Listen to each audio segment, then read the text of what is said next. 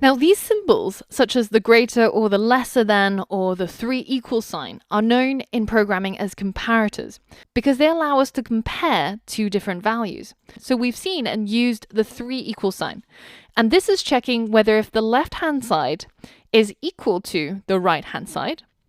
Now, you can also use a exclamation mark and 2 equal signs to check whether if the left-hand side is not equal to the right-hand side, as well as whether if something is greater than something else, or if something is lesser than something else, or greater than equal, or lesser than equal. And these comparators give our conditionals, like if and else statements, a lot more flexibility. Now, some of you might have seen another type of equality comparator.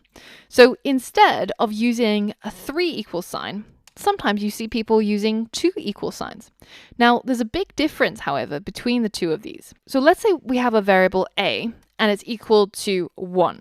And then we have a variable b that's equal to the string 1. So this is 1 as a piece of text, essentially.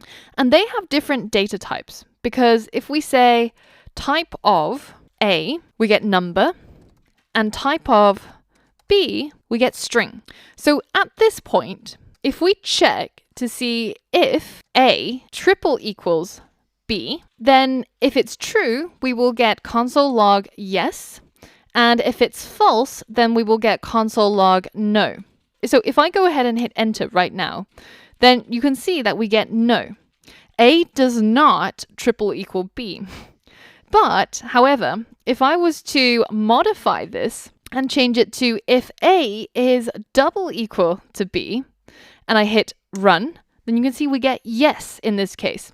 So the important difference between 3 equal signs and 2 equal signs is that even though they both check for equality, with 3 equal signs, it's also checking to see that the data types are matching. Whereas with 2 equal signs, it doesn't care about the data types.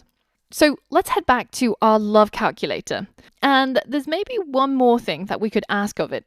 What if we could separate our love score ranges a little bit more finely? So, for example, if we could have a different message for people who got between 1 and 30, then people who got between 30 and 70, and those who were ultra lucky and got between 70 and 100.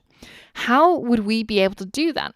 Well, we would have to learn how to combine different comparators, and we'll tackle that in the next lesson. So that's all from me for today, and I will see you on the next lesson.